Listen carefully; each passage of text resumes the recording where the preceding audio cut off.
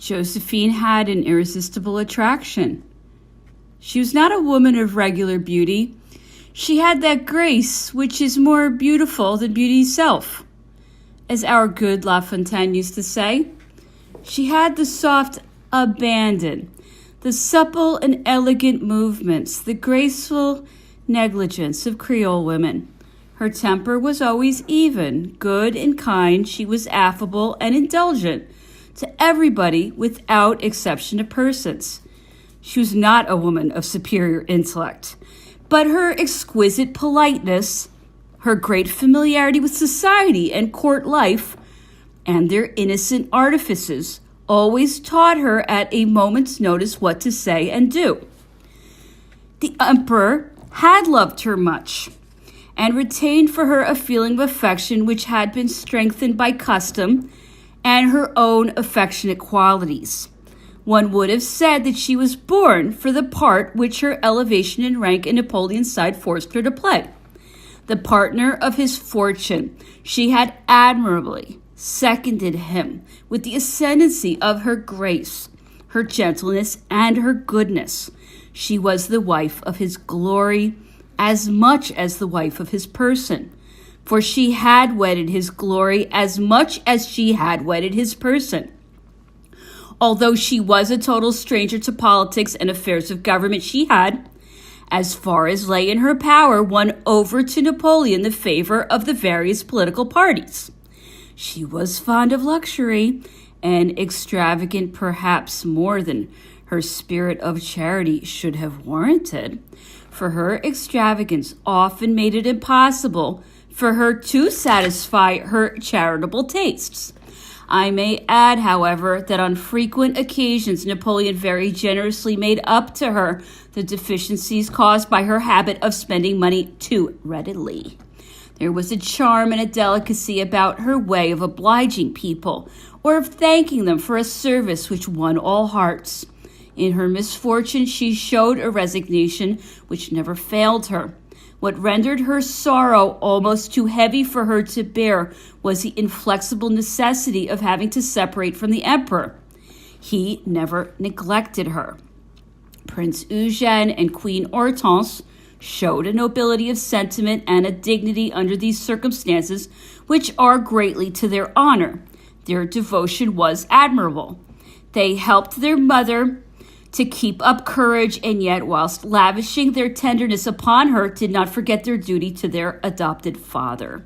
Queen Hortense had been summoned to the Tuileries and arrived there at the moment when the emperor was returning from having conducted, or rather, having helped to carry Josephine to her rooms. Accompanying her to the door of her mother's apartments, the emperor said to her, "Go, daughter, keep up courage." "Oh, sire, I have courage," she answered, barely able to utter the words for her tears and sobs. Prince Eugène told me at Vienna that in the first interview which he had with his mother in Napoleon's presence after the divorce had been decided upon, Empress Josephine had asked for the crown of Italy for her son, that he, Eugène, did not wish to receive anything except from the emperor's kindness, fearing that this favor might be considered as the price of his mother's divorce, and had begged her not to insist on this request, that the emperor, touched by his reserve, had assured him that he did very well to trust himself to his tenderness. The marriage of Napoleon with Empress Josephine had been declared null by the Senatus Consultum, and after some time the officiality of Paris severed the religious ties. The deed of the civil marriage contained clauses of nullity, which would have been enough to justify a divorce. As it was revolting to the emperor to make use of this means, he would not allow these points to be put forward. The two witnesses had been Monsieur Calmelet, the friend of the Beauharnais family, and Captain Le Marois, General Bonaparte's aide-de-camp.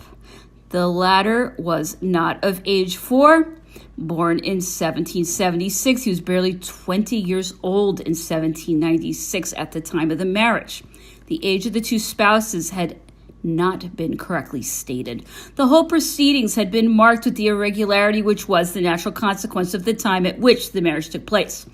The birth certificates of neither had been asked for, or at any rate had only been casually examined. In the Register, General Bonaparte was described as having been born on February 5th, 1768. As a matter of fact, he was really born on August 15th, 1769.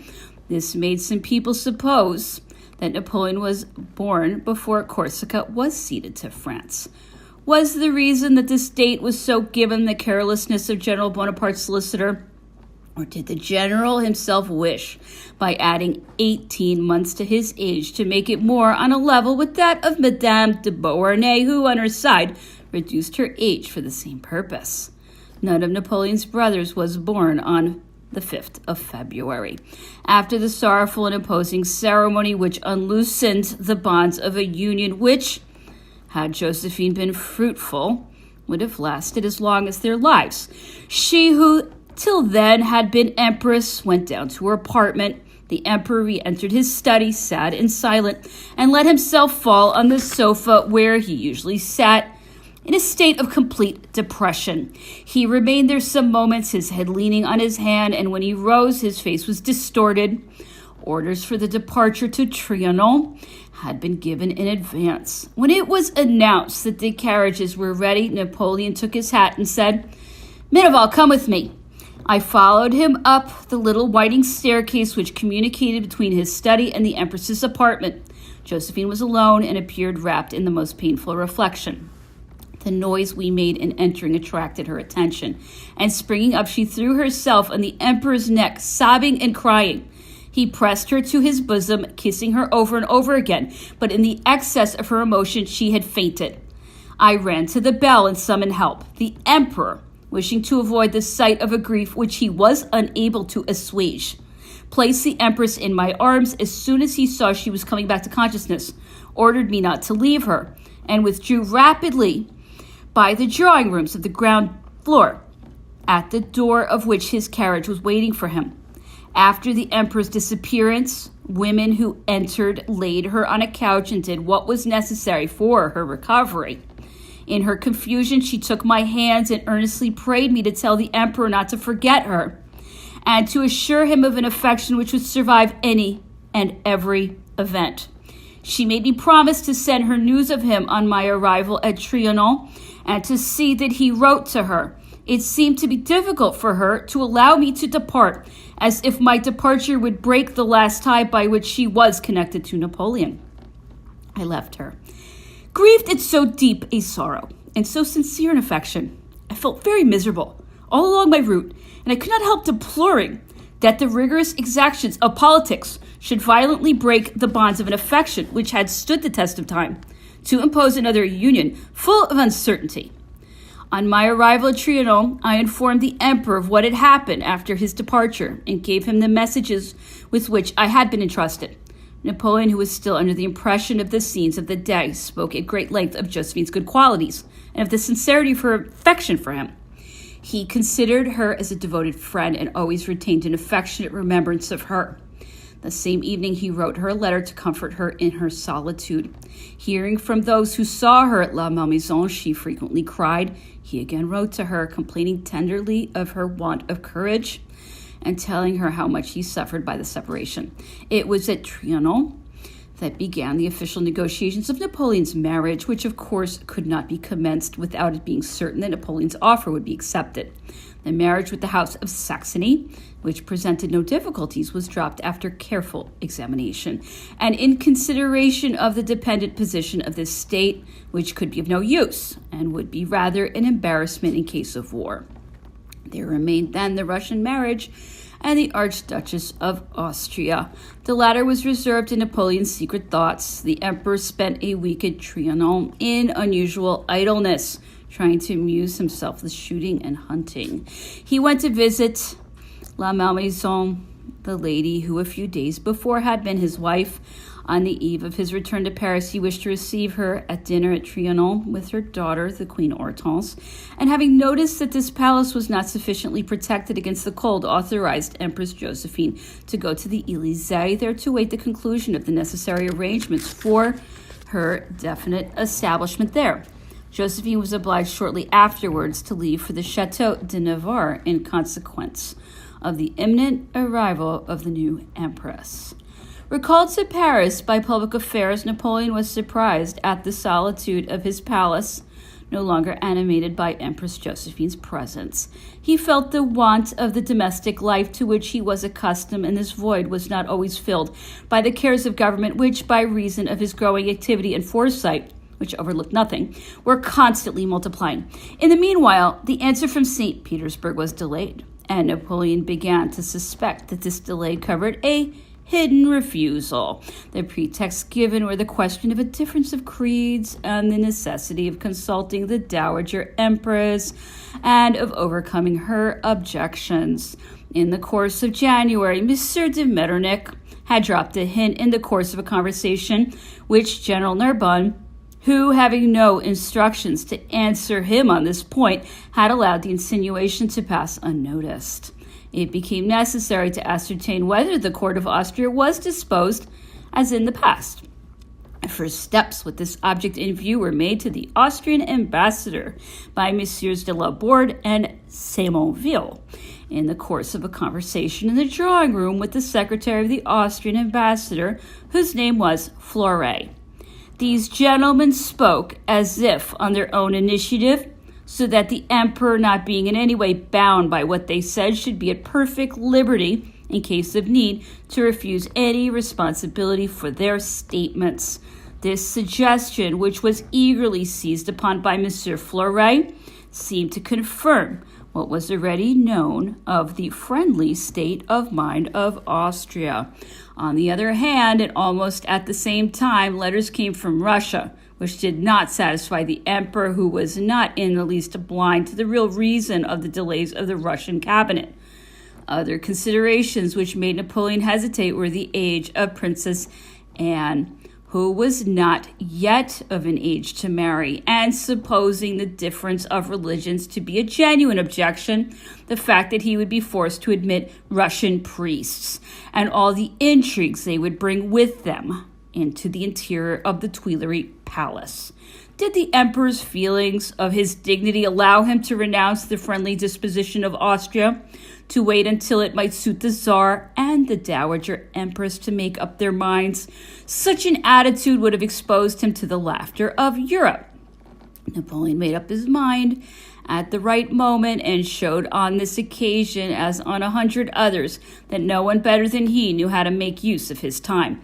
He saw that the Duc de Vicence Caulaincourt obtained nothing from Emperor Alexander but evasive answers. In order to avoid being reproached with frivolity and inconstancy, and to ascertain exactly how matters stood, Napoleon wrote directly to the Russian sovereign. In this letter, he told the Tsar that after a series of delays which, without any plausible motive, were prolonging his state of uncertainty, he could no longer delay from obtaining a clear answer which would put an end to this equivocal state of affairs. Alexander's answer arrived at last.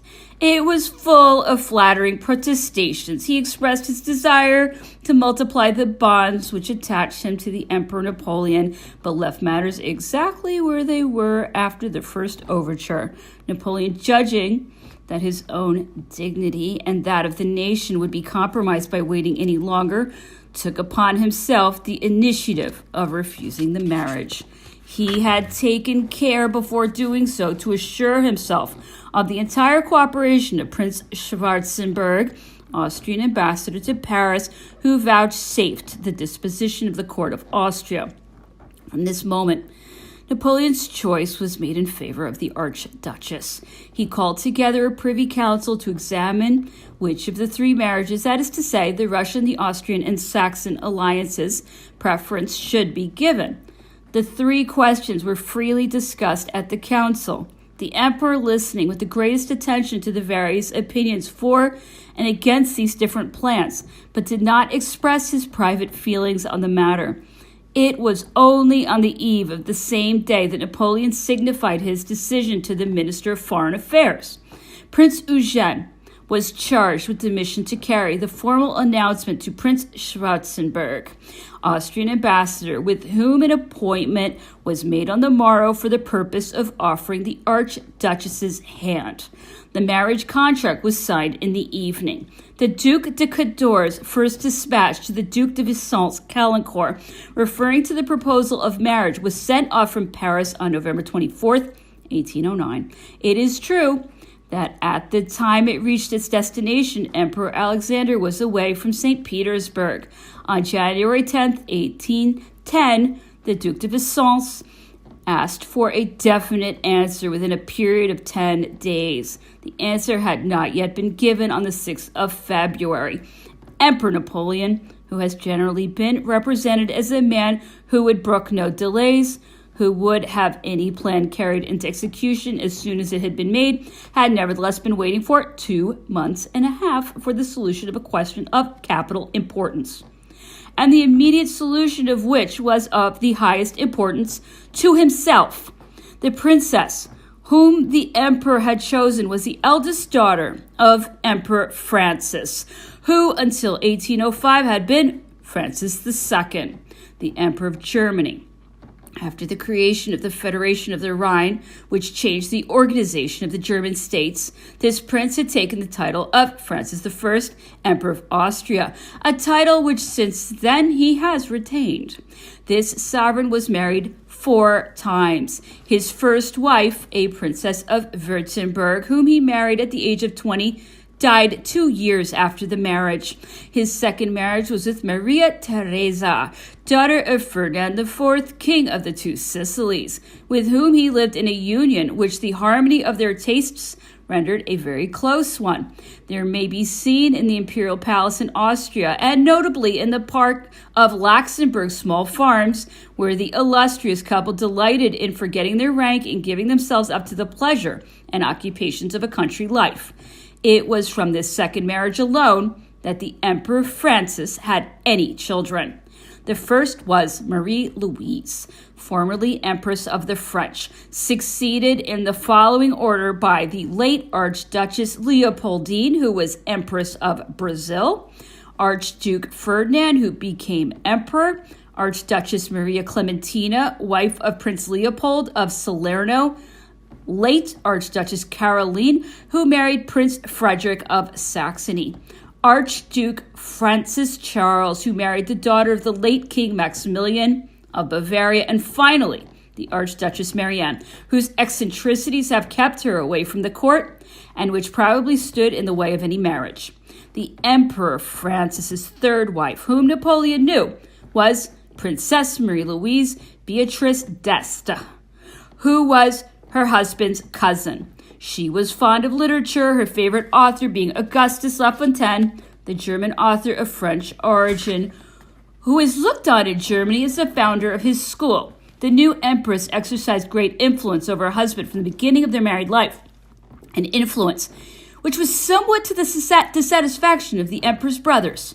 She hated the French with a hatred which she had inherited from her father. Her life was cut short by her bad health. The imperial palace used frequently to resound with cries torn from her by violent attacks of a nervous disease. She died in 1816, barely 26 years of age, leaving the Emperor Francis a widower for the 3rd time. Some surprise was expressed when he married for a 4th time in the same year with the second daughter of the first marriage of King Maximilian of Bavaria. This princess had been married before to the Crown Prince of Württemberg, who in his turn had become king. Having been divorced from her husband, she had retired to the house of her eldest sister, the wife of Prince Eugène de Beauharnais. She lived there in great retirement, apparently forgotten by the world and certainly not foreseeing the destiny reserved for her, an imperial crown in compensation for the crown she had lost.